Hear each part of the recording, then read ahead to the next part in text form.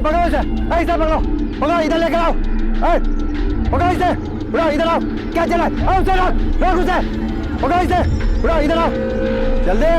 ये क्या चल रहा था? दिन दहाड़े रासलीला चल रही थी, खुल्लम खुल्ला हनीमून मना रहे थे। अरे तुम जैसे लोगों की वजह से आज की युवा पीढ़ी का नाम बदनाम हो रखा है। घर से माँ बाप को उल्लू बना के ये काम करने के लिए आते हो। चलो सबके सब लाइन में लगो, चलो उठक बैठक लगाओ। ए हीरो चश्मा उतार, चलो जल्दी उठक बैठक लगाओ, जल्दी चलो उठक बैठक चलो। और आज के बाद कभी ऐसी हरकत करते हुए देखा ना तो उठक बैठक नहीं, सीधा पुलिस स्टेशन भिजवा दूंगा। भाई रेवा दे, तू तारो भाई नहीं, मेरी बहन ऐसा काम नहीं करती।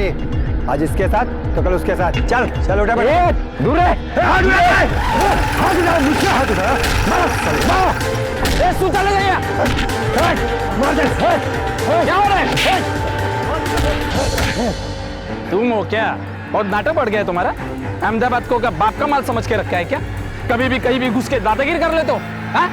चलो यहाँ से निकलो, यहाँ से चलो, इनको भी लो। छोड़ूंगा नहीं। हाँ चल चल चल, नहीं है थी चल।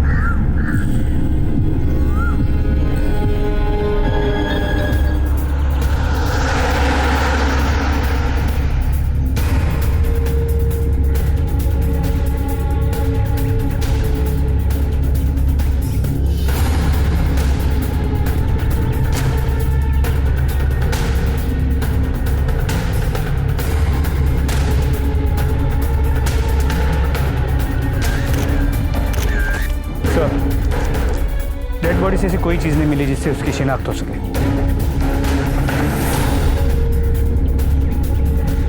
एक काम करो, इस टैटू की फोटो खींचो और पता करो ये किसने बनाया। अब इस टैटू से इसकी पहचान हो सकती है। सर ये विकी है, उस लड़के के हाथ पे वो टैटू इसी ने बनाया था। जी सर, वो टैटू मैंने ही बनाया था। संभाल के यार, कीमती घड़ी है। Sorry sir. कीमती घड़ी थी क्या? नहीं सर, देखने में तो नॉर्मल ही लग रही थी, पर उस पर लिखा था Shah gift shop Paldi.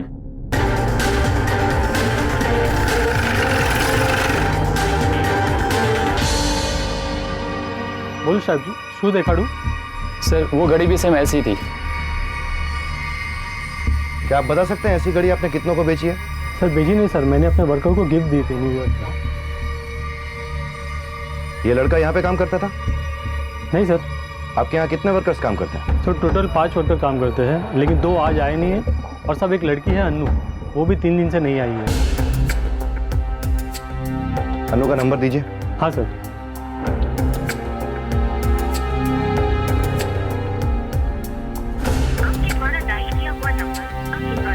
Sir number बन रहा है। अन्नू को भी ये घड़ी गिफ्ट की थी क्या? हाँ सर, इनफैक्ट उसने स्पेशली जेंट्स घड़ी ली थी। क्यों? पता नहीं सर, हो सकता है शायद घर में किसी को देनी हो। अन्नू का एड्रेस दीजिए।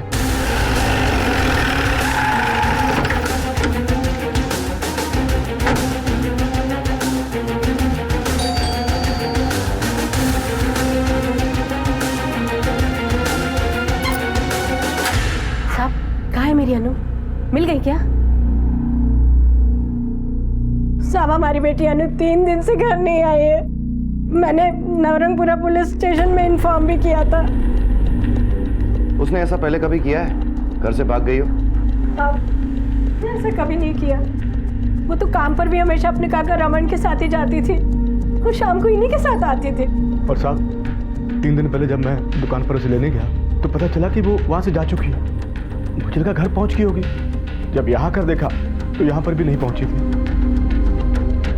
इस लड़के को जानते हैं आप लोग? इसका मर्डर हुआ है। इसके हाथ पर आपकी बेटी के नाम का टैटू था। क्या आप लोग जानते हैं अन्नू का इसके साथ अफेयर था? हमें नहीं सर, हमें कुछ पता नहीं। हमें आपकी बेटी का फोटो चाहिए।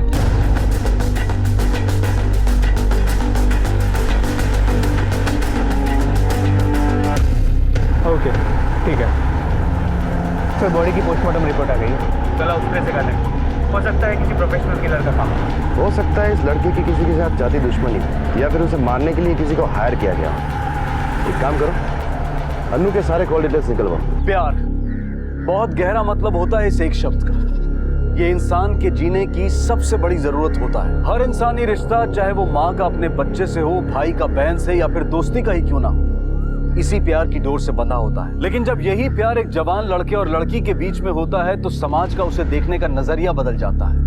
उनके परिवार के लोगों से लेकर अनजान लोग तक, जिनका इन प्यार करने वालों से कोई सीधा संबंध तक नहीं होता, वो भी उनके दुश्मन बन जाते हैं। अहमदाबाद जैसे बड़े शहर में एक जवान लड़के की लाश मिली थी जिसकी हत्या की गई थी।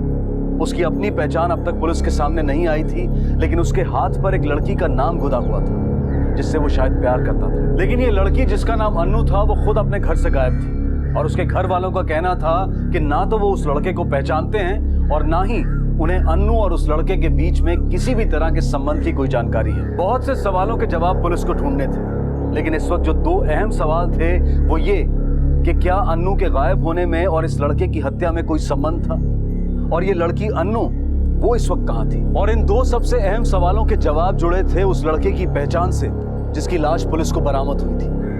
आखिर कौन था ये लड़का, क्या थी उसकी पहचान और क्या था उसका नाम? सर अन्नू के कॉल रिकॉर्ड से पता चला है कि वो एक नंबर से बहुत ज़्यादा बात करती थी। वो नंबर उसी लड़के का है जिसका मर्डर हुआ है। नाम नीलेश परमार। ये नीलेश परमार की आईडी है जो हमने मोबाइल कंपनी से निकलवाई। इस पर का फोटो और ये डेड बॉडी दोनों मैच करती है। और सर इन दोनों के नंबर्स 15 मार्च शाम 7 बजे से स्विच ऑफ है।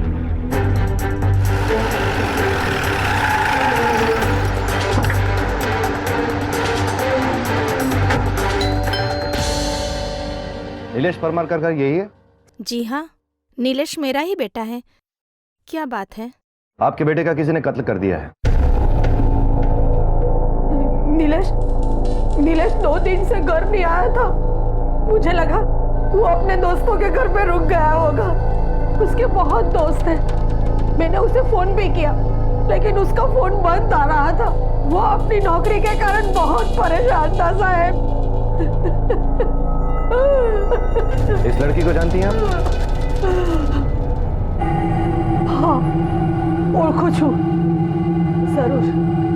इसी लड़की के कारण मेरे बेटे की मौत हुई होगी। उसके भाई ने ही मारा होगा मेरे बेटे को। इतने दावे के साथ कैसे कह सकती हैं आप? अरे बेटा चिंता शू करे छे, मिल जाएगी नौकरी। हाँ परेशान क्यों हो रहा है? खाना खा ले ठीक से। चल ले एक और लोटे।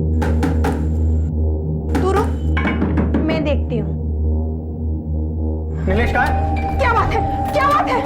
क्या बात? क्या बोला तू मेरी बहन को? क्या बोला तू मेरी बहन को कि तुम दोनों बालिग हो? पुलिस वाले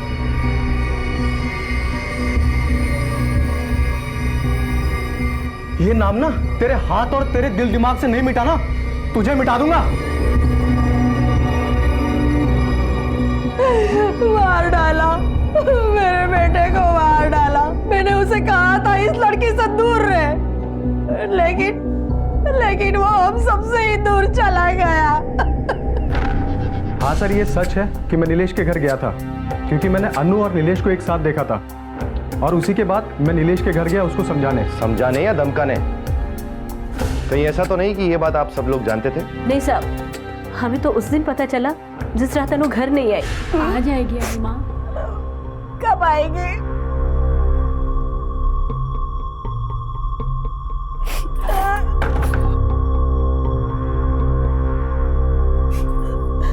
क्या हुआ? अनु अभी तक घर पर वापस नहीं आई है। रमन भाई गए थे देखने दुकान पर उसे, लेकिन वो निकल चुकी थी वहां से। मैंने दीपक को भेजा अभी। अनु का कुछ पता चला? कहीं नहीं मिली और मिलेगी भी नहीं। वो मिलेगी नहीं मतलब? क्यों नहीं मिलेगी? क्योंकि वो उस लड़के नीलेश के साथ भाग चुकी है। मैंने उन दोनों को साथ में भी देखा था। अरे तो उसी समय क्यों नहीं मार दिया उस हरामी को? आंसू करो जो हो गया उसे भूल जाओ। अनु का बंदा। अरे तू चुप कर। तेरी वजह से सब कुछ हुआ और करा अपनी लाडली से नौकरी नाक कटवा दी उसने हमारी। मेरी बेटी अरे चुप करे। आज के बाद इस घर में कोई उसका नाम नहीं लेगा। मर गई वो हमारे लिए। शुद्ध कर दिया उसने हमारे कुल को। क्या हुआ? रमन भाई, अनु अभी तक घर नहीं आई। कहीं खबर नहीं, क्या चली गई है? हो सकता है किसी सहेली के घर गई हो या किसी प्रॉब्लम में हो। अरे काका, अगर ऐसी कोई बात है तो उसका फोन क्यों बंद जा रहा है? अरे फोन बंद का मतलब ये तो नहीं है कि वो चली गई किसी के साथ या भाग गई। दीपक आओ मेरे साथ, हम देखते हैं। सुनिए ना, पुलिस स्टेशन में कंप्लेंट। खबरदार, जो पुलिस में गई तो किसी को पता नहीं चलना चाहिए। अगर यही बात है तो हमसे क्यों छुपाई? छुपाते नहीं तो क्या करते? लड़की का मामला है, आस पड़ोस और बिरादरी में हमारी तो नाक कट जाती। कहीं ऐसा तो नहीं कि आपने अपनी इज्जत बचाने के लिए नीलेश को मारकर लड़की को कहीं छुपा दिया? अगर मारना होता ना तो दोनों को मार देते। पता नहीं किस हाल में होगी मेरी बेटी। अन्नू के घर वालों के रवैये से साफ दिखाई दे रहा था कि उसकी मां को छोड़कर किसी को भी ना तो उसके गायब होने का दुख था और ना ही उसे ढूंढने की फिक्र। एक सामान्य परिवार का अपनी ही बेटी को लेकर इस तरह का रवैया रखना बहुत असामान्य था। तो क्या अन्नू का परिवार पुलिस से कुछ छिपा रहा था? पुलिस को भी शायद इस बात का एहसास हो चुका था, इसलिए अन्नू की गुमशुदगी को लेकर उनका पहला शक उसके परिवार पर ही था। और यह कोई गलत और बेवजह नहीं था, क्योंकि परिवार के सम्मान को लेकर प्रेमियों की हत्याएं कोई नई बात नहीं। कौन हो सकता था वो जिसे नीलेश और अन्नू से इस हद तक नफरत थी कि उसने नीलेश की जान ले ली? और अन्नू कहां? क्या वो जिंदा थी या उसकी भी नीलेश की तरह हत्या हो चुकी थी? सर,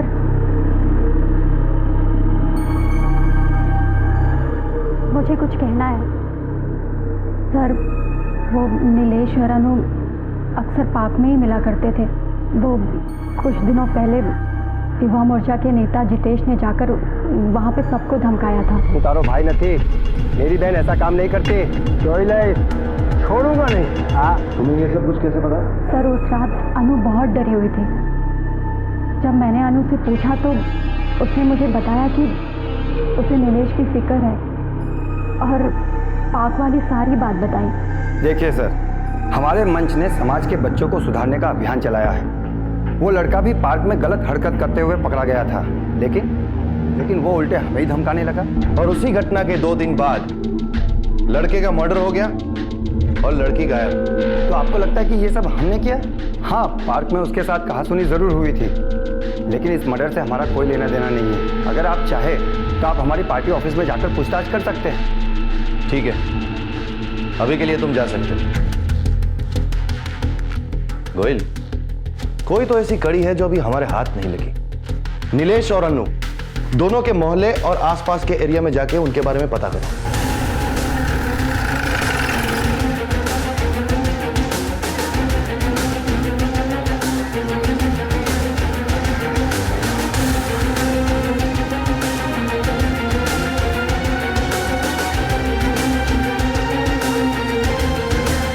हाँ सर, ये तो नीलेश है। यहाँ पास में ही रहता है। दिन भर आवारा अतुल के साथ घूमता रहता है, लेकिन आजकल इन दोनों के बीच में है ना बातचीत बंद है सर। क्यों? किसी लड़की की वजह से झगड़ा हुआ है सर। ये अतुल कहाँ रहता है, तुम जानते हो? जी सर। हाँ तो बोल अतुल, तूने नीलेश को क्यों मारा? सर, मैं क्यों मारूंगा उसे? वो तो मेरा दोस्त था। दोस्त के साथ बातचीत बंद क्यों हो गई तेरी? सर, लड़की की वजह से। झगड़ा क्यों हुआ था? सर, अन्नू मुझे फेसबुक पे मिली थी और जब मुझे लगा दोस्ती अच्छी हो गई तो मैंने उसे कॉफ़ी शॉप में मिलने के लिए बुलाया। मैं आज तेरा भाई बहुत खुश है। बहुत मुश्किल से सेट हुई है। 2 हफ्ते से लगा पड़ा था, अब जाके डेट के लिए रेडी हुई है। ये तो सीधी सादी लगती है। अबे जैसे भी हो, अपना काम बनता, पहाड़ में जाया जानता, और फिर कोई दूसरी हो। अब वैसे भी फेसबुक जिंदाबाद। अबे वो चल चल चल चल, वो आ गई।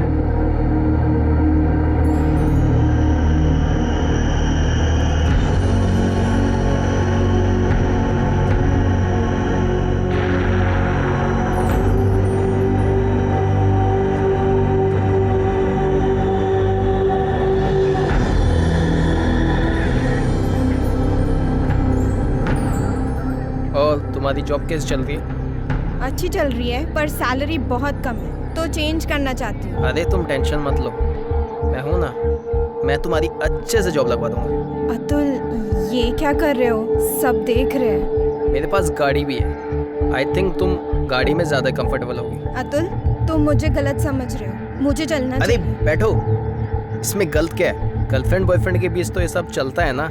और वैसे मैं क्या कहता हूँ, ये क्या बदतमीजी है? फ्रेंड्स लोग चैटिंग करते समय तुझे शर्म नहीं आती? अब तू यहाँ नाटक कर रही है। और वैसे भी तुझ जैसी लड़कियों को अच्छे से जानता हूँ मैं, समझी? ये क्या कर रहे हो? अतुल, दुपट्टा वापस कर उसका। क्या कहा तूने? मैंने कहा उसका दुपट्टा दे और उसे जाने दे। अबे ओए, तू क्या इतना सेंटी हो रहा है? दुपट्टा दे। चलिए मैं आपको छोड़ देता हूँ।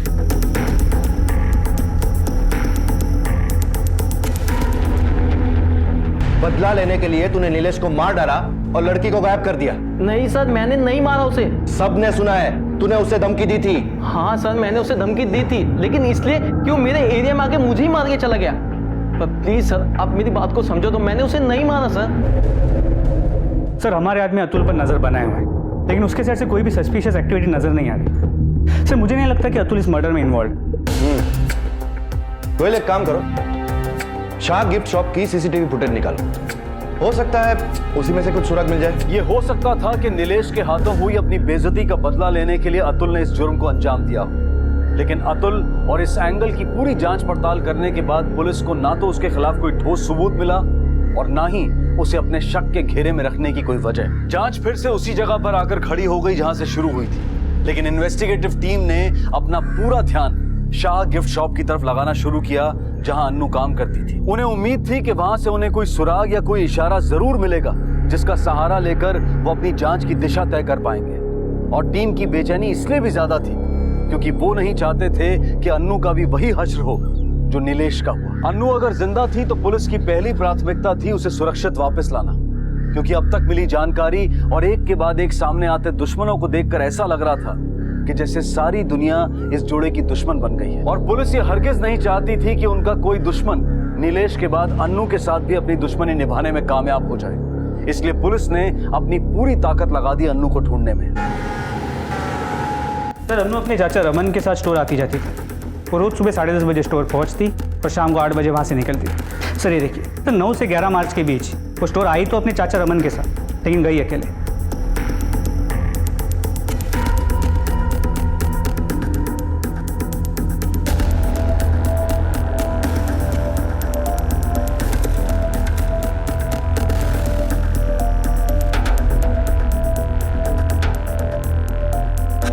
और सर ये रहा 15 मार्च का फुटेज। सर ये प्रिया है, स्टोर में काम करने वाली दूसरी लड़की। सर उस दिन अन्नू स्टोर से 6 बजे निकल गई, लेकिन वो घर वापस नहीं लौटी। उस दिन ये लड़की इतनी जल्दी निकली और घर नहीं पहुंची, तो फिर ये गई कहाँ? जी हाँ सर, अन्नू हमेशा अपने अंकल रमन के साथ ही आया जाया करती थी, लेकिन पिछले कुछ दिनों से वो अकेले आने जाने लगी थी। प्रिया बाय। सुनना, हाँ तू ऐसे कहाँ जा रही है? तेरे अंकल आने वाले होंगे ना तुझे लेने के लिए, तू तो उन्हीं के साथ आती जाती है, तो फिर कोई प्रॉब्लम है? नहीं यार, कोई प्रॉब्लम नहीं है। एक्चुअली मुझे अंकल के लिए आधा घंटा वेट करना पड़ता है और उनको भी मेरे लिए अपना काम छोड़ के आना पड़ता है। वैसे भी मैं कोई बच्ची थोड़ी हूँ, अकेले जा सकती हूँ। पक्का ना? तू भी ना? चल बाय। ठीक, बाय। इसके अलावा तुम्हें कभी कुछ लगा कि और भी कोई वजह हो सकती है? नहीं सर, अगर ऐसा कुछ होगा तो रमन अंकल जानते होंगे। जैसा कि आप कह रहे थे कि अन्नू रोज आपके साथ आया जाया करती थी, तो फिर उसने आपके साथ आना जाना बंद क्यों कर दिया?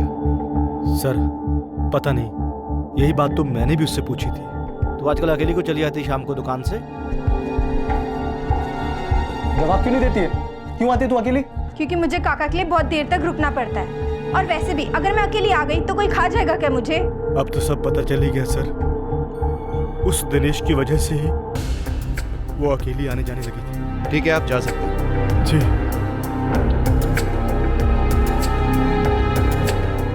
सर कहीं से भी कोई लीड नहीं मिल रही है। मुझे लगता है ये अन्नू के परिवार में कोई राज छुपा हुआ है, सब लोग कुछ छुपा रहे हैं। एक काम करो, सबकी जन्म कुंडली निकालो, सबके कॉल रिकॉर्ड्स चेक करो, देखे तो सही क्या निकलता है। सच की खोज बहुत मुश्किल होती है, कई बार सच सामने होता है लेकिन उसे पहचान पाना उससे भी ज्यादा मुश्किल हो जाता है। और ठीक ऐसा ही इस केस की इन्वेस्टिगेटिव टीम के साथ हो रहा था। नीलेश के कत्ल को और अन्नू को गायब हुए काफी दिन बीत चुके थे, लेकिन पुलिस अब तक इस केस की गुत्थी को सुलझा नहीं पाई थी।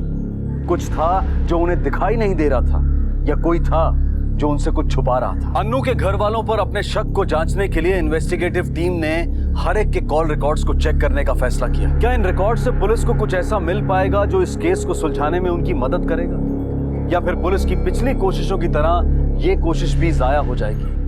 सर, नीलेश, अन्नू और जितेश के साथ साथ नीलेश और अन्नू की पूरी फैमिलीज की कॉल रिकॉर्ड्स आ गई।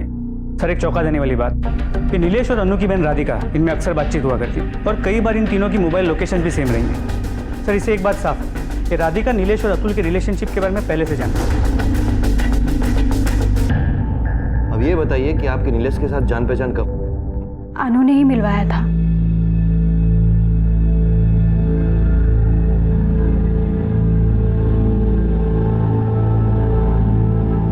लेकिन सर, मैंने महसूस किया था नीलेश मेरे साथ ज़्यादा वक्त बिताने लगा था।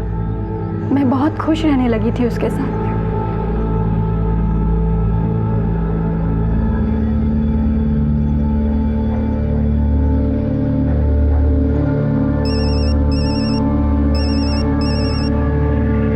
उसकी बातें अच्छी लगने लगी थी।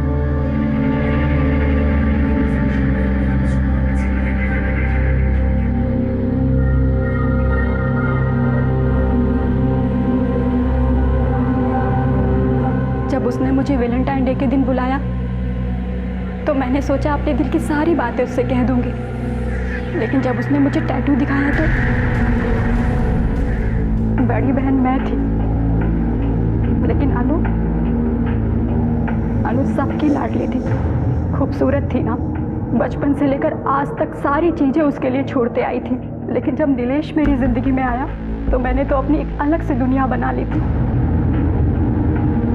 बहुत खुश रहने लगी थी सर मैं। जिस दिन मुझे नीलेश और अनु के बारे में पता चला, ऐसा लगा कि अनु ने अपनी खूबसूरती से नीलेश को भी मुझसे छीन लिया। उसी दिन मैंने ठान लिया था कि नीलेश और अनु को मैं कभी एक नहीं होने दूंगी। इसीलिए तुमने नीलेश को मरवा दिया?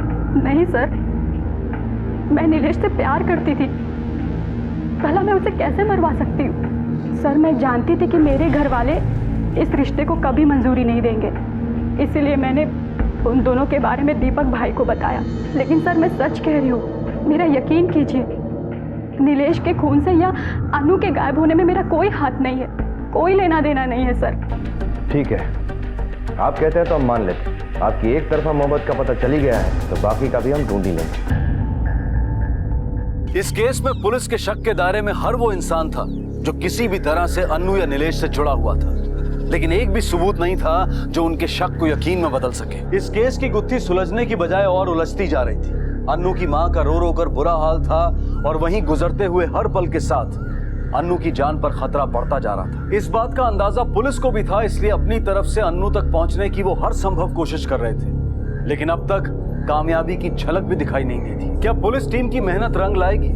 क्या अन्नू की जान बच पाएगी, या फिर वो छुपा हुआ दुश्मन उसका भी वही हाल करने में कामयाब हो जाएगा जैसा उसने नीलेश के साथ किया था? सर, रतन राठौर, हिस्ट्री शीटर, गुजरात और राजस्थान के बॉर्डर के आसपास का रहने वाला। फोरेंसिक डिपार्टमेंट के हिसाब से जिस तरह नीलेश का गला काटा गया था और इसके मर्डर करने की स्टाइल मैच करती है, और इसने इसी तरह से 4 मर्डर किए, जिनमें से आखिरी 2 उसने गुजरात के 2 टूरिस्ट के किए थे जो राजस्थान घूमने गए थे। और सर, सबसे बड़ी बात, ये फिलहाल जेल में नहीं है, पैरोल पे बाहर है। गोयल, अभी क्या अभी राजस्थान पुलिस को कांटेक्ट करो और इसके बारे में पता करने को कहो।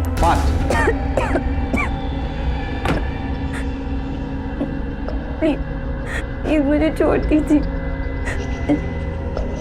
मत कीजिए ऐसा मेरे साथ, प्लीज काका।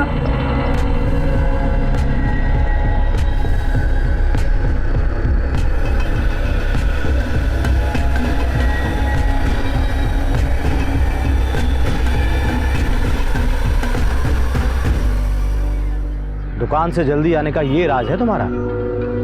काका, एक बार हमारी बात तो संभलो।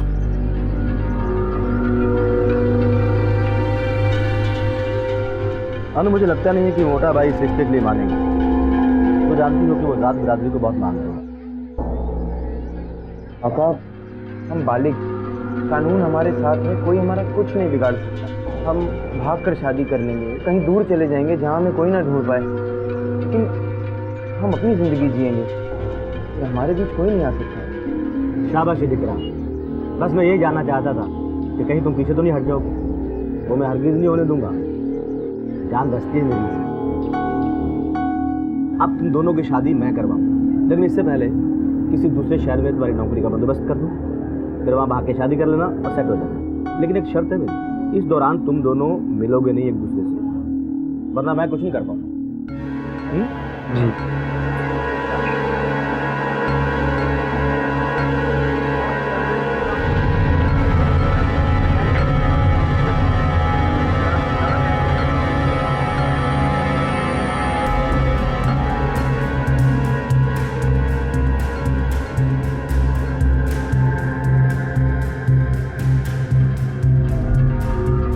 કાકા હું રેડી થઈ ગઈ છું.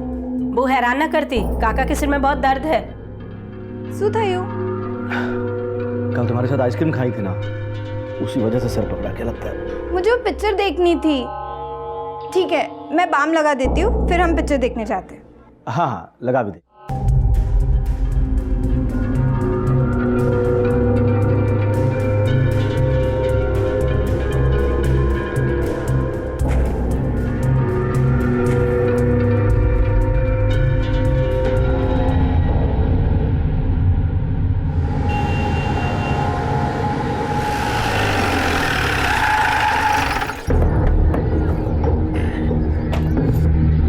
खमागड़ी भाई, बड़ी कम्मा भाई साहब, जरा चाय नाश्ता लगवा दो और पहले ये बिस्किट दे दो। बैठिए। छोटू, साहब को चाय बिस्किट दे दे।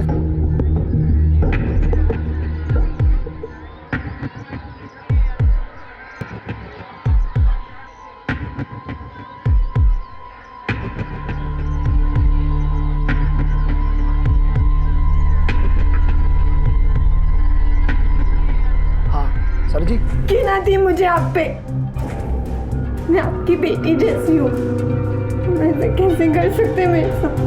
बेटी जैसी हो, बेटी तो नहीं हो। हुक्म राणा बोलो, राजस्थान पुलिस। हाँ राणा बोलो, रतन के बारे में कुछ पता चला? इन्फॉर्मेशन के मुताबिक अभी अभी रतन को छोटे से ढाबे पे देखा गया है। हम लोग उसी तरफ जा रहे हैं। क्या चाय दी, बात तो है ना? चल तो स्वाद हम चखा दे। पकड़ा।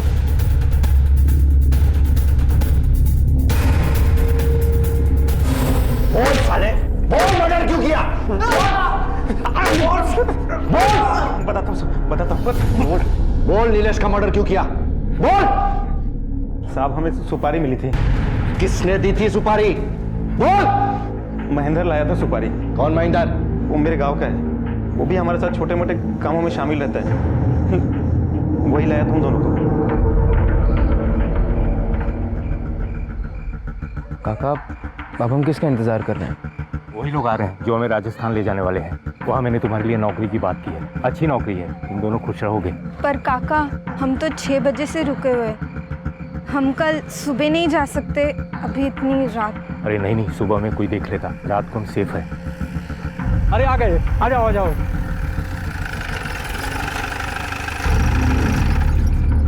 आ जाओ, आओ, बैठो बैठो, चल आ जाओ आ जाओ, जल्दी जल्दी जल्दी बैठो।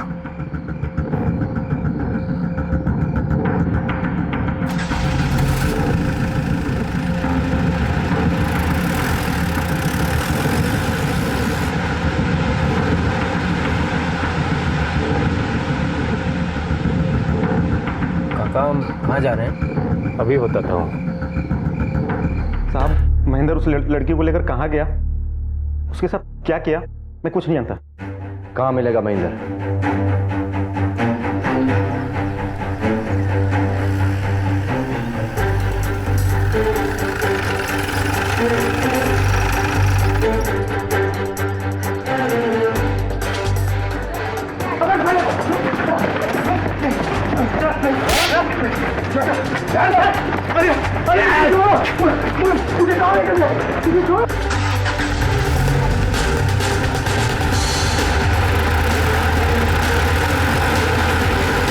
अन्नू कहाँ है? साहब, मुझे कुछ नहीं मालूम साहब, मैं तो मिडिल मैन था साहब, मुझे कुछ लेना देना नहीं है साहब, न लड़का से न लड़की से।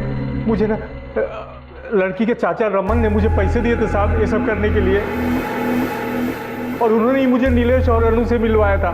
मैं नीलेश को नौकरी का बहाना देकर दोनों को गाड़ी के पास लाया था। अन्नू कहाँ है?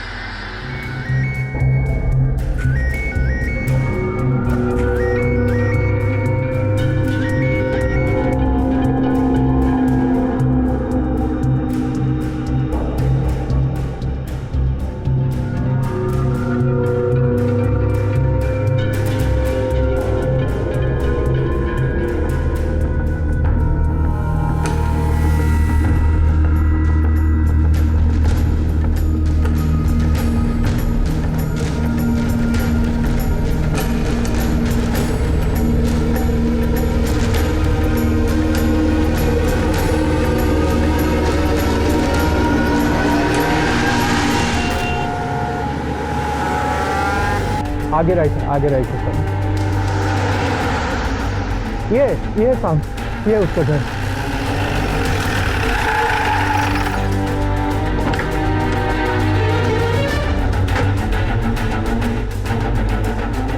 साहब ये घर है।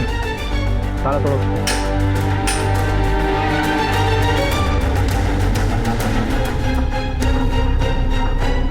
ऊपर।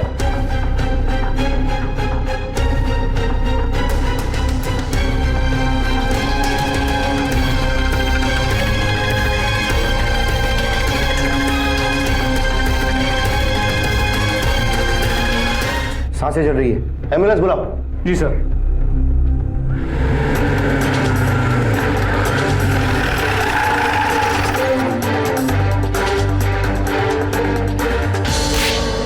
तूने तो हैवानियत की सारी हदें पार कर दी। हर रिश्ते, हर मर्यादा को पार किया है तूने। इससे भी तेरा जी नहीं भरा कि उस मासूम की जान लेनी चाहिए तूने।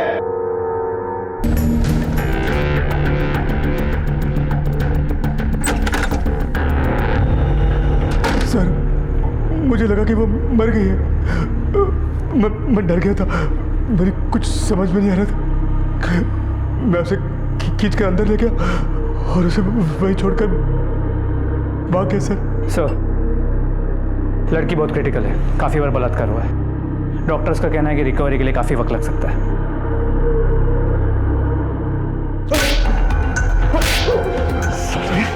तुम जैसे लोगों की वजह से लड़कियां अपने ही घर में सुरक्षित नहीं है। जी तो करता है।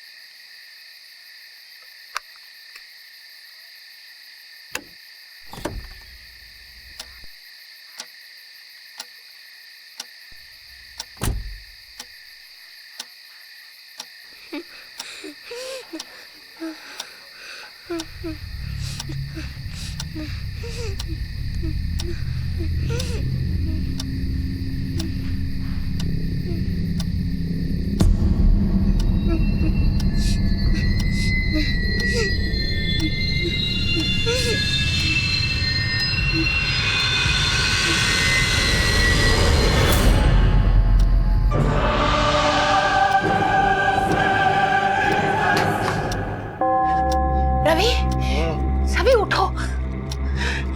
रवि, रवि, रवि वहाँ कोई है। उठो ना प्लीज, उठो। होगा कोई, सो जाओ। रवि, रवि प्लीज, वहाँ कोई है। चलो प्लीज देखो, वहाँ कोई है। रवि,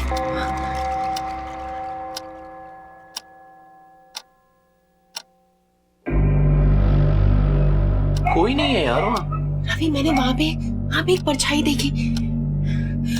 मैंने ना शर्मास को 5-6 दिन पहले अपने बच्चे के साथ कहीं बाहर जाते हुए देखा था।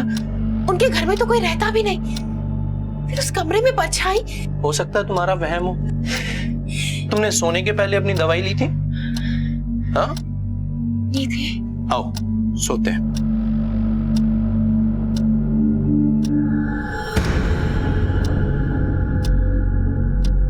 वहम, नजर का धोखा, मिराज, मृगमरीचिका, हमारे जीवन में, इस जहां में इनकी कोई कमी नहीं है। हालांकि विज्ञान समय समय पर इंसान के वहमों और भ्रांतियों को तोड़ता रहता है, पर इंसान का मन एक तिलिस्म से उछलकर दूसरे पर जा पहुंचता है। प्रकृति भी चौंकाने में अपनी कोई कसर नहीं छोड़ती, और इंसान का मन, उसकी तो पूछे ही मत। हम सो भी जाएं तो भी ये नहीं सोता। अनीता और रवि अपने कमरे में सो रहे थे। अनीता को सामने वाली घर की खिड़की में एक छवि दिखाई दी, वो डर गई। लेकिन सामने वाले घर में तो ताला लगा हुआ था, तो फिर ये क्या था?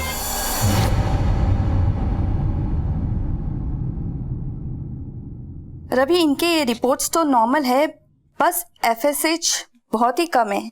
इसकी वजह से इसे बहुत स्ट्रेस हो रहा होगा। अच्छा, मैं कुछ दवाइयाँ लिख के दे रही हूँ, तो इसे टाइम पे ले लेना, ओके? आई थिंक इन्हें इंसोम्निया का प्रॉब्लम है, so she should take a lot of rest, नहीं तो इनके हेल्थ पे बहुत इफेक्ट कर सकता है। So you should concentrate on lot of sleep, okay?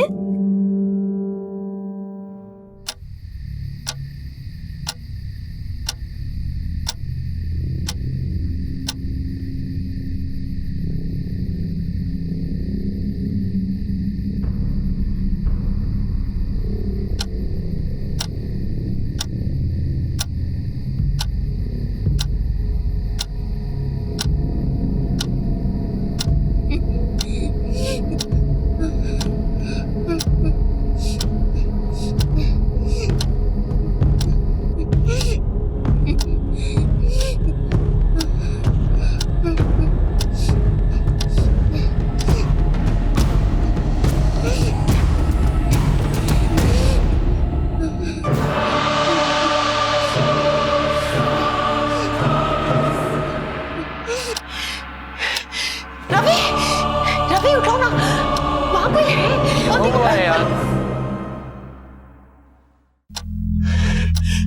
कहाँ देखा तुमने?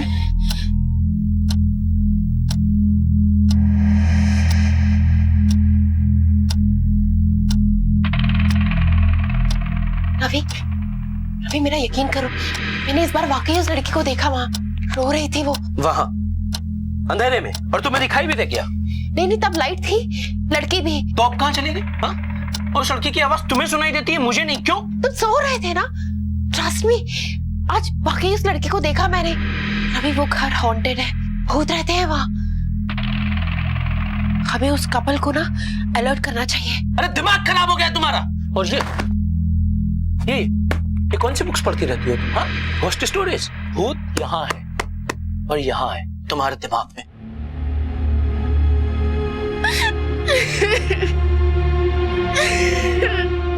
अनीता, आई एम सॉरी यार। यार ये सिर्फ तुम्हारे दिमाग का एक वहम है। मुझे पता है कि तुम दिन रात सिर्फ और सिर्फ बच्चे के बारे में सोचती रहती हो, और इन चीजों की वजह से काफी परेशान हो तुम। हम 2 सालों से डॉक्टर के चक्कर काट रहे हैं बच्चे के लिए। मैं तुम्हारा मेंटल स्टेटस समझ सकता हूँ, बट प्लीज तुम्हें अपना ख्याल रखना होगा। याद है ना डॉक्टर राव ने क्या कहा था? तुम्हें अपनी हेल्थ का ख्याल रखना है। ऐसे तुम रात रात भर जगती रहोगी, भूत भूत करती रहोगी, तो तुम्हारी तबीयत कैसे ठीक होगी? इधर देखो मेरी तरफ, कोई भूत भूत नहीं है।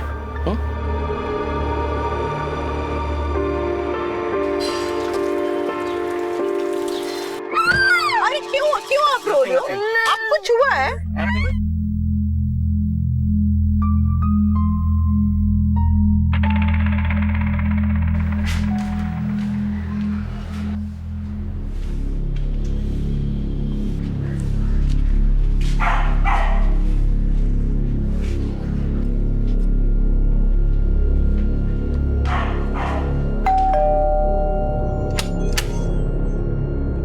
जी नमस्ते, मैं अनीता आहूजा, यही पड़ोस में रहने आई हूँ। कुछ 1 महीना ही हुआ है। आप कहीं बाहर गए थे क्या?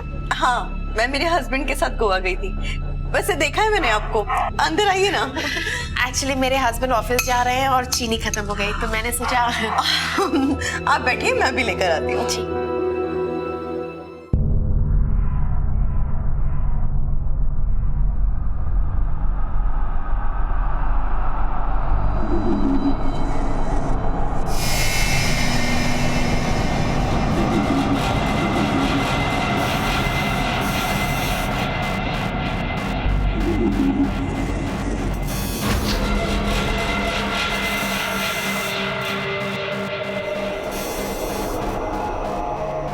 कुछ और चाहिए आपको?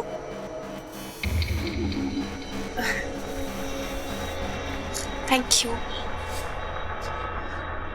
तो मुझे ना आपसे कुछ बात करनी थी।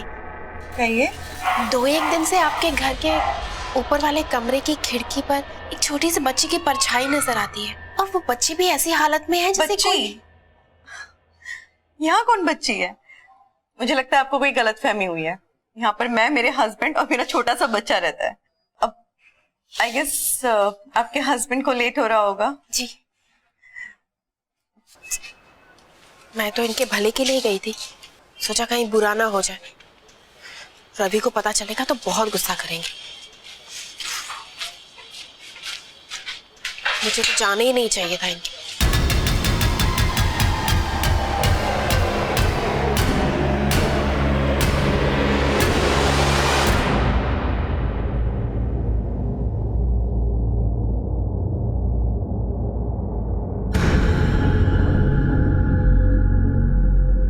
कहते हैं कि हमारी आंखें नहीं, मन देखता है। नहीं तो कितने ही दफा कोई नजरों के सामने से गुजर जाता है और हम जान भी नहीं पाते। लेकिन कभी कभी जिंदगी में बिल्कुल इसके विपरीत होता है। कोई नजरों के सामने से गया नहीं होता, लेकिन हमें ऐसा लगता है कि कोई गुजर गया है। क्या अनीता के साथ भी ऐसा ही कुछ हो रहा था? क्या उसका तनावग्रस्त मन, बच्चे के अभाव में कुंठित मन उसे ये सब दिखा रहा था? रात को खिड़की पर एक लड़की नजर आई थी। हो सकता है यह अंधेरे और परछाई का खेल था, लेकिन वही लड़की अनीता को दिन के उजाले में भी उसी खिड़की पर दिखाई थी। कहां छुपा था उस आकृति का भेद? अनीता के मन मस्तिष्क में या फिर उस घर में? क्या वो आकृति अनीता के मन का वहम था या फिर सच में किसी का साया? कहाँ चली गई ये लड़की? जामुन पानी दो। पता नहीं कहाँ चली गई है। बच्ची? यहाँ कौन बच्ची है? मुझे लगता है आपको कोई गलतफहमी हुई है। यहाँ पर मैं, मेरे हस्बैंड और मेरा छोटा सा बच्चा रहता है।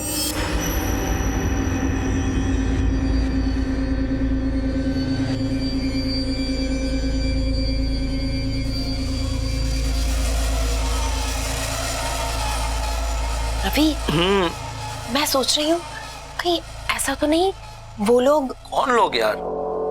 अरे हमारे पड़ोसी, कहीं ऐसा तो नहीं उन्होंने किसी बच्चे को काम के लिए रखा हो और फिर उसे ऊपर वाले कमरे में बंद करके रख देते हो? दिमाग खराब हो गया है तुम्हारा। कभी बोलती हो उस घर में भूत है, कभी बोलती हो उस घर में किसी लड़की को बंद करके रखा। यार चाहती क्यों हो तुम? उस बच्चे को हमारी मदद की जरूरत हो। किसी को किसी की मदद की जरूरत नहीं है। Why don't you understand that? और तुम ये बकवास किताबें पढ़ना बंद करो, समझ रही हो ना? रवि ये सब छोड़ो, तुम। It's enough now.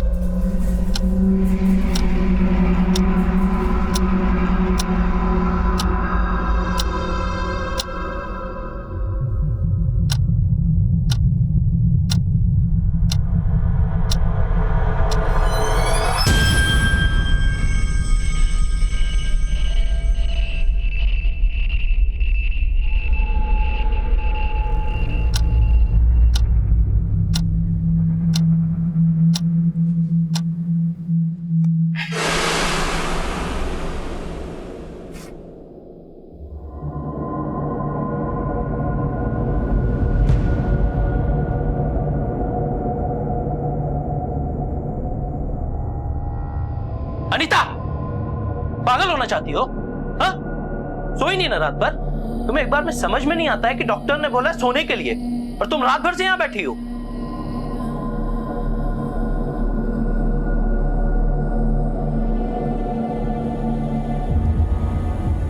I know कि तुम हमारे बच्चा ना होने की वजह से बहुत परेशान, हम अडॉप्ट कर लेंगे, या मैं तुम्हारी हेल्थ को लेकर बहुत परेशान हूं, इसलिए तुम्हें मुझसे वादा करना होगा कि तुम आज के बाद इस खिड़की पर नहीं बैठोगी।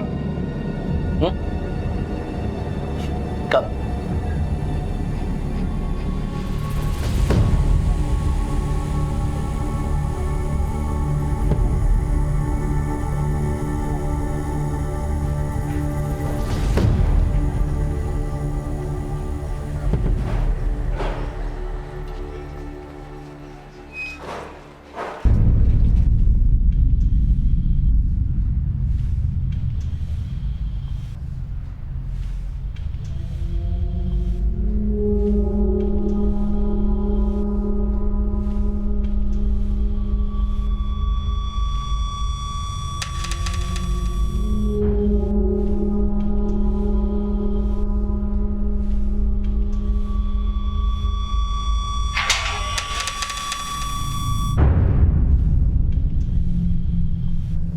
कर रही हो वहां पे? बाहर आओ, मैंने कहा बाहर आओ मेरे घर से।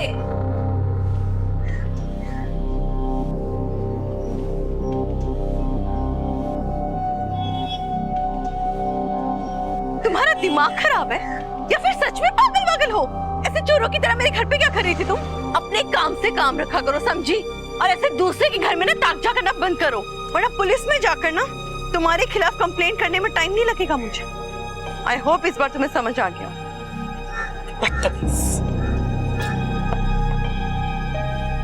अनीता, तुम्हें पता है तुम कर क्या रही हो? हाँ? अपने पड़ोसियों पर शक कर रही हो। मैं जानती हूँ रवि, मुझसे गलती हुई है, मगर मेरा कोई गलत इरादा नहीं था। मैंने देखा है उस लड़की को, उसकी आवाज सुनी है, और ये कोई वहम नहीं है, वो है वहां पर, और यही बात मुझे चैन से बैठने नहीं देती।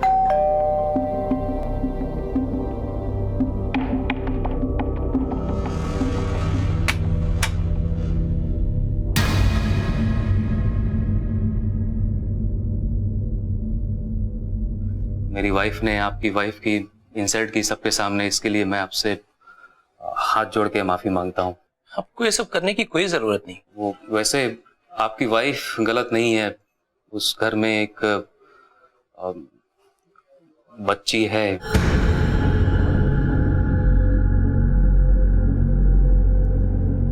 बच्ची? दरअसल मैं ये बात सबसे छुपा के रखना चाहती थी। हमारे ऑनर ने हमसे ये बात छुपा के रखी थी। जब हमने ये घर खरीदा था तब उसने हमें बताया नहीं कि उस घर में किसी बच्ची की मौत भी हुई है, और वो उसी बच्ची की आत्मा है जो पूरे घर में भटकती रहती है। मैंने देखा है उसे, 7-8 साल की, दुबली पतली सी, लंबे बिखरे बाल। मुझे याद है जब मैंने उससे पहली बार देखा था,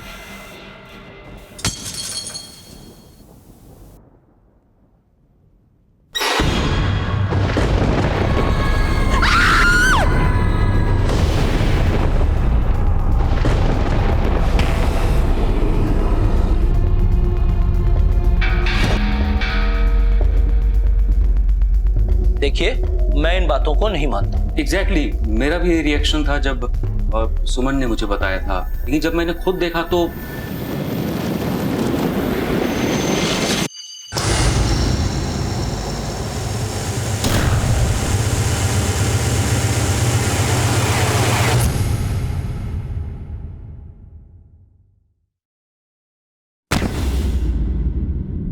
दरअसल बात यह है कि उस मकान को खरीदकर हम लोग फंस गए हैं। अब उसे बेचना चाहते हैं, लेकिन आप समझ सकते हैं कि अगर ये बात फैल गई कि उस घर में भूत है तो उस मकान को कोई आधी कीमत में भी नहीं खरीदेगा। मैं आपको इस बात की श्योरिटी देता हूं कि हम दोनों में से कोई भी इंसान इस बात का जिक्र इस मोहल्ले में या कहीं पर भी नहीं करेगा। Thank you so much Ravi जी।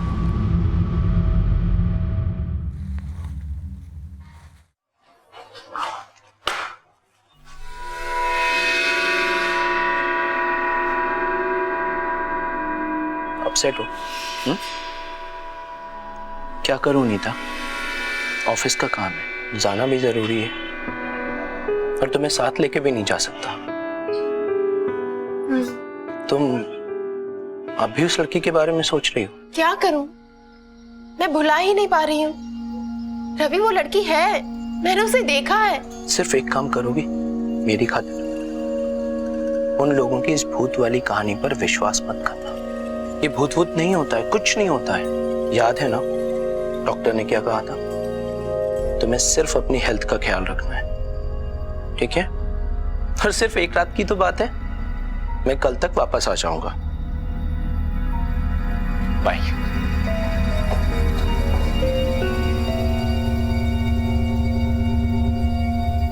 ओम अपवित्र पवित्रो गतोपि गतो सवायम महंत शुचि। ओम अपवित्र पवित्रो जय मां काल नमः। ओम सतना जय टुरा नमः।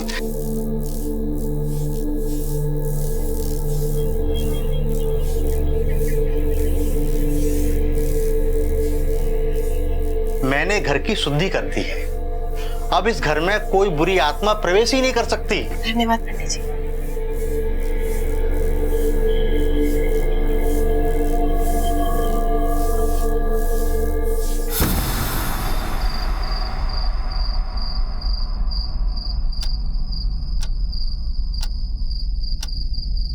आंटी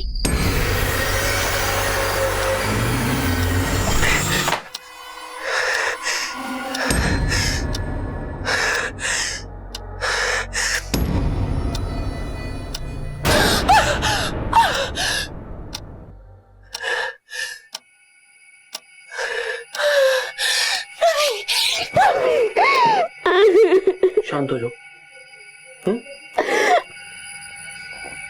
क्या हुआ? मैं बहुत डर गई थी। मैं आ गया हूं ना। राज के बाद मैं कभी भी तुमको अकेला छोड़कर नहीं जाऊंगा।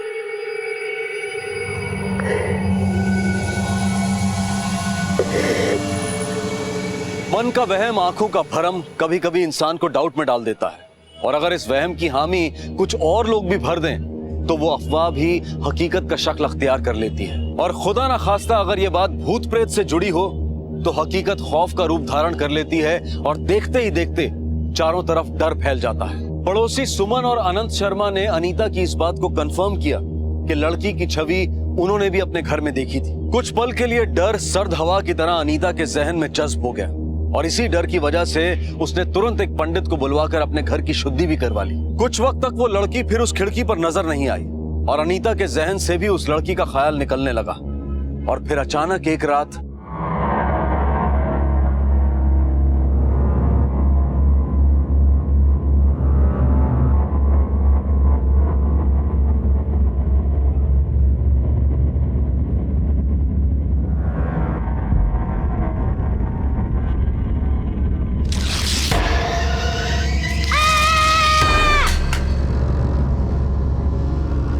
सुना?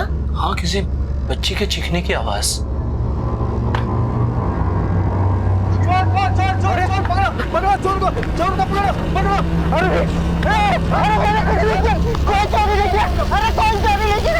अरे भैया मैं कुछ नहीं किया, कुछ भी नहीं चोरी किया। अरे भैया बच्ची की आवाज। सर हम लोग शर्मास के पड़ोसी हैं। कल रात आपके घर से भी कोई चोरी हुई थी क्या? जी नहीं, हम आपको कुछ और बताना चाहते हैं।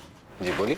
सर कल रात जिस चीख की आवाज से वो चोर भागा वो एक बच्ची की चीख थी, और वो चीख हम दोनों ने भी सुनी थी। सर हमें ऐसा लगता है जैसे उनके घर में कोई बच्ची कैद है।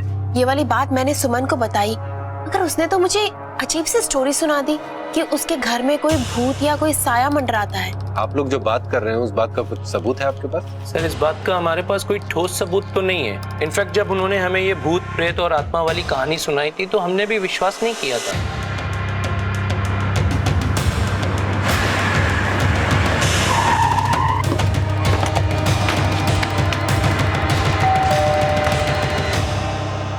मिस्टर आनंद शर्मा। हाँ जी। हमें आपके घर की तलाशी लेनी है। किस बात के लिए तलाशी?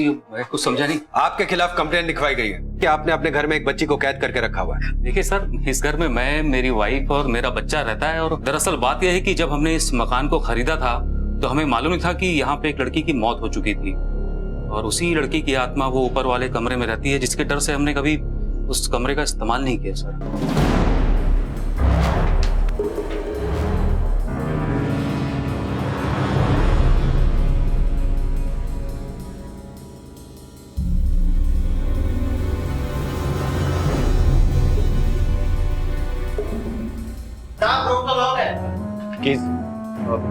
चाबी कमरे की आप ही के पास।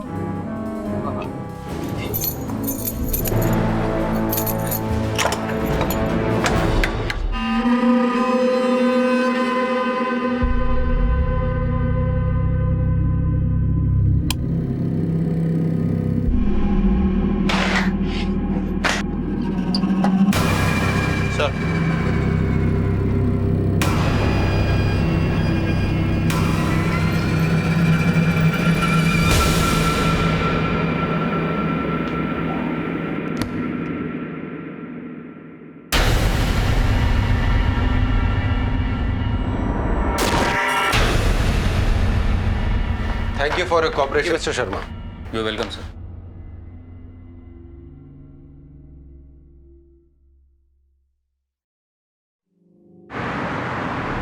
भूत प्रेत आत्मा, इन बातों पे लोग चाहे जितना भरोसा कर ले, हम नहीं कर सकते। बिना सबूत हम किसी बात पे यकीन नहीं कर सकते। आनंद झूठ बोल रहा है। उसने हमसे कहा कि वो कमरा कभी नहीं खुलता, लेकिन उसकी चाबी उसकी कीचेन में थी। ऐसा लगता है जैसे हमेशा साथ लेकर घूमता है। और वो कुंडा, वो ऐसा घिसा हुआ था, ऐसा लगता है कि उसे हमेशा खोला जाता है। पर यह भी तो हो सकता है सर कि ये मिसेस आहूजा का भ्रम हो। कोई कमरा इतने टाइम से बंद हो तो उसमें धूल मिट्टी की परत जम जानी चाहिए, पर यहाँ पर ऐसा कुछ नहीं था। इसका मतलब रोज कोई उस कमरे में आता है। सर अगर आप कहें तो आनंद को बुलाकर अपने तरीके से पूछताछ करें। नहीं सावंत, अपने एक आदमी को उनके घर के बाहर लगा दो। झूठ बोला है, इसका मतलब जरूर कुछ छिपा रहे हैं। Right sir.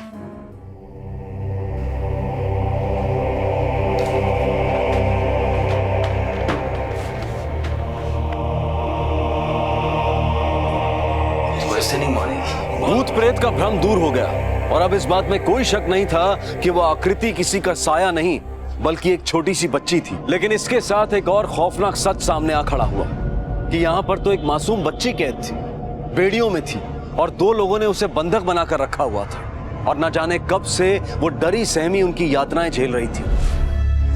अरे सुमन, 7 डे स्टे में 1 नाइट फ्री का ऑफर है, रेट भी रिजनेबल है। चलें गोवा?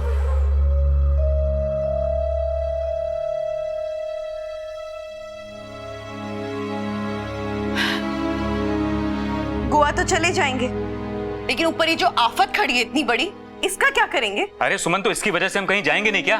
7 दिन की ही तो बात है। इंसान की दरिंदगी किसी मकसद से कम उसकी फितरत से ज्यादा प्रेरित होती है। आमतौर पर आपराधिक मानसिकता वाले लोगों का साइकोलॉजिकल प्रोफाइल नफरत, हिंसा और डर से भरा होता है। ऐसे लोगों के लिए किसी को टेरराइज करना, किसी के प्रति हिंसक हो जाना या उन्हें डराना बहुत सरल सी बात है। शर्मा दंपत्ति मासूम तितली के साथ जो व्यवहार कर रहे थे वो एक घोर अपराध था, लेकिन इसके पीछे का मकसद अभी तक क्लियर नहीं था। उधर पुलिस बच्ची के चीखने वाली बात और रवि और अनीता के बयान से सतर्क हो गई थी। उन्हें यकीन हो चला था कि इन बयानों में कुछ तो सच है, बच्ची से जुड़ी कोई तो बात है जो ये शर्मा दंपत्ति छुपा रहे हैं। सर ये देखिए, यहीं से देखा था मैंने उस लड़की को। वो सामने वाली खिड़की नजर आती है यहाँ से। वो खिड़की?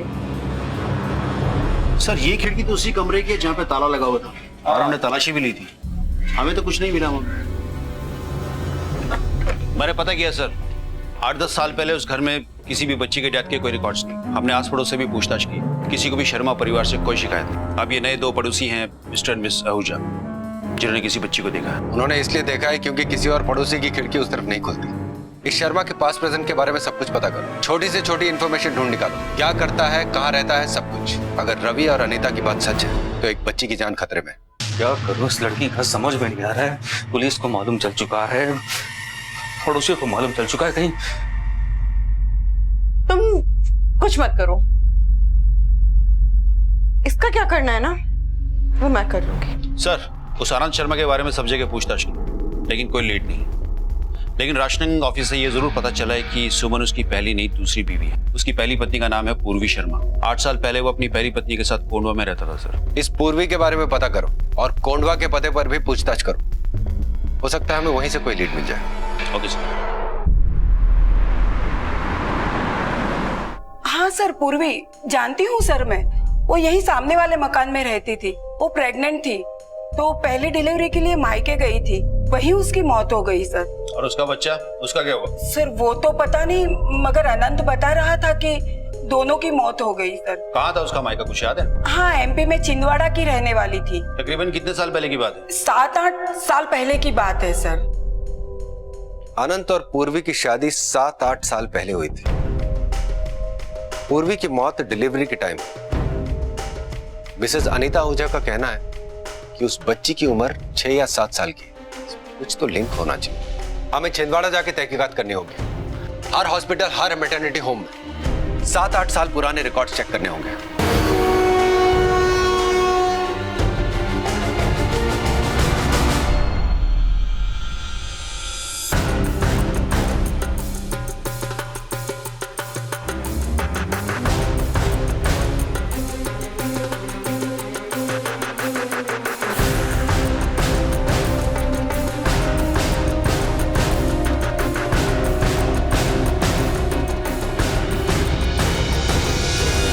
बच्चा तेरा है? हाँ मैडम, मेरा ही बच्चा है। झूठ मत बोल, सब जानती हूँ मैं। खैर छोड़। वैसे एक 7 साल की बच्ची है मेरे पास, जिसकी शक्ल देख ली ना, वो मांगे दाम मिलेंगे तुझे। बता कितने पैसे देगी? हाँ सर, पूर्वी शर्मा। पूर्वी शर्मा ने 7 साल पहले एक बच्ची को जन्म दिया था। ये रिलेटिव में किसका नाम है? मिस्टर तिवारी। ये है उनका एड्रेस। ये एड्रेस नोट डाउन करो। पूर्वी शर्मा आपकी बेटी का नाम है? जी हाँ, लेकिन आप उसके बारे में क्यों पूछ रहे हैं? जी, हमें आनंद शर्मा और आपकी बेटी के बारे में कुछ जानना है। मेरी बेटी को गुजरे हुए तो करीब 6 साल हो चुके हैं। और उसकी बेटी तितली, वो तो जन्म से लेकर करीब 6 साल तक हमारे यहाँ ही पली बड़ी है। मेरी बेटी गुजर जाने के बाद उसका पति अनंत उसे मेरे पास ही छोड़ गया था।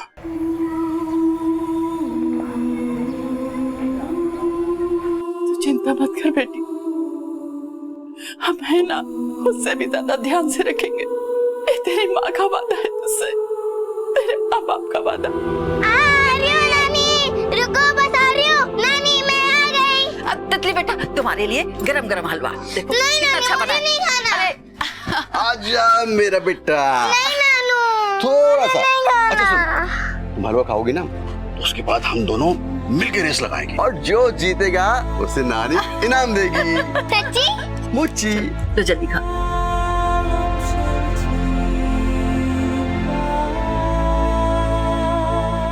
भाग रही है तितली, अरे रुक।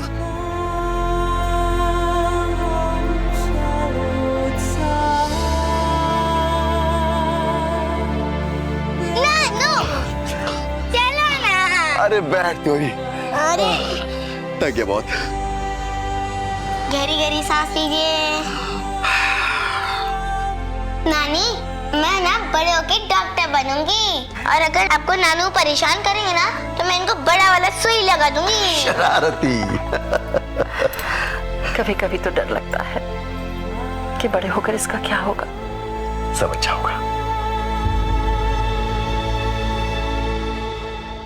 लेकिन मेरी पत्नी के मरने के बाद मुझे लगा कि मैं उसकी अच्छे से देखभाल नहीं कर पाऊंगा, तो मैंने सोचा कि उसे उसके पिता के पास ही सौंप देना ज्यादा अच्छा रहेगा।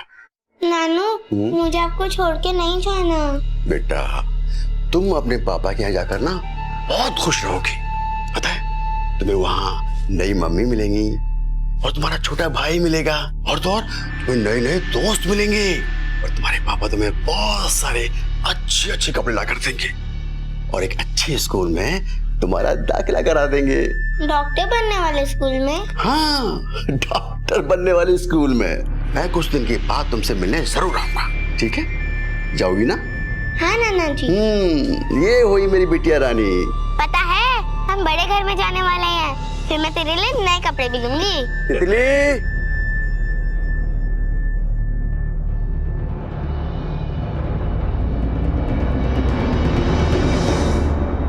हमें शक है कि तितली की जान खतरे में है।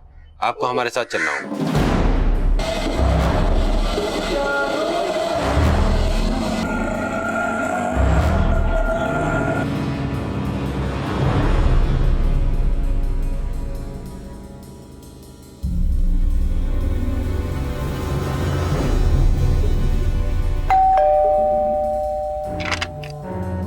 सब तितली का है? कौन तितली? किस तितली की बात कर रहे हैं आप? घर का कोना कोना छान मारो, जाओ। आप पहले भी एक बार तलाशी ले चुके हैं। देखिए आप बिना वजह मुझे हमें हमारा काम करने दो। तितली का बाप होकर भी तुझे शर्म नहीं आई उस मासूम बच्चे के साथ ऐसा करते हुए? मैंने किया क्या है? अरे मुझे लगा था मैं उस बच्ची की परवरिश नहीं कर सकता अकेला, तेरी बच्ची तेरे पास छोड़ दी थी। और तू बोल कहाँ है तितली? तितली कहाँ है बता तू। देखिए आप तितली को यहाँ छोड़कर चले गए और आपके जाने के कुछ ही दिनों बाद वो बहुत ज्यादा बीमार हो गई और उसकी मौत हो गई। झूठ बोलता है तू, झूठ बोलता है। अरे तुझे लड़की चाहिए ही नहीं थी, तुझे पूर्वी ने सब बता दिया था। बता तूने उसके साथ क्या किया है? मैंने आपको बताया तो कि तितली मर चुकी है। सर बच्चे कहीं नहीं मिली सर।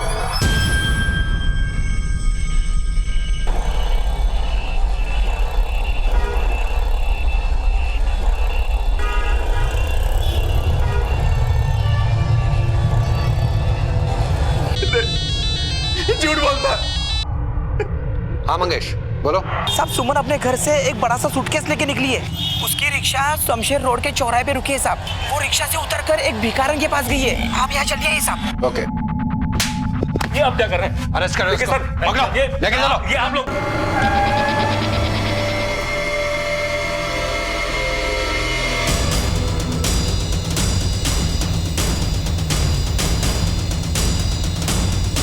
साहब ये घर ये हाँ। तितली कहाँ है? तितली कहाँ है? कहाँ है बच्ची? हाँ कहाँ है बच्ची? कहाँ है बच्ची? हाँ मैं तेरा नाना।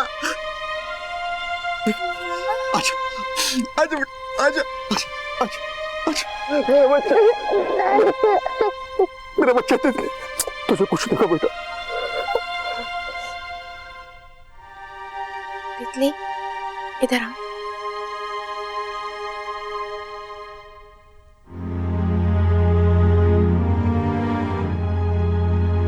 क्या हम तितली को अडॉप्ट कर सकते हैं?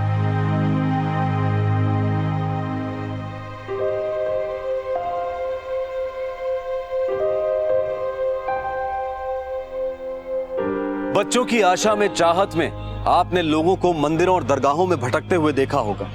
न जाने कितने ही बुजुर्गों को आपने नव दंपतियों को बच्चों के लिए आशीर्वाद देते हुए देखा होगा। तो फिर ऐसा क्या हो जाता है कि बच्चे के आने पर उसका मासूम चेहरा, उसकी खिली हुई मुस्कुराहट नहीं, बल्कि कुछ लोगों को उसका लड़का या लड़की होना खुशी या गम दे जाता है। यानी लड़का तो खुशी और लड़की तो गम। इतना ही नहीं, कुछ लोग तो उस मासूम से नफरत भी करने लगते हैं, उसे प्रताड़ित करते हैं, जैसे इस धरती पर आना उस मासूम बच्ची का ही दोष था। अनंत और उसकी दूसरी पत्नी सुमन ने भी तितली के साथ यही सलूक किया। लेकिन हैरानी होती है जानकर कि एक पिता होकर भी अनंत अपनी ही बेटी के साथ ऐसा व्यवहार कैसे कर सकता था। पुलिस द्वारा हिरासत में लिए जाने के बाद कानून ने इन दोनों के खिलाफ सख्त कार्रवाई की और कड़ी सजा मुकर्रर की। बराबर की परवरिश, बराबर का प्यार तो देकर देखिए, आपकी बेटियां बेटों से कम नहीं, शायद ज्यादा ही निकलेंगी। और समाज, देश और दुनिया में इस बात के अनेकों उदाहरण मिलते हैं। इसी विचार के साथ मैं अनूप सोनी आपसे विदा लेता हूं। फिर मुलाकात होगी अगले एपिसोड में एक और चौंका देने वाले केस के साथ। तब तक अपना और अपने परिवार का ख्याल रखें और देखते रहें क्राइम पेट्रोल डायल 100। सबक एक को सीख हम सबको। जय हिंद। क्राइम पेट्रोल के और भी दिलचस्प कहानी देखने के लिए हमारे चैनल को सब्सक्राइब करें और बेल आइकॉन दबाना न भूलें।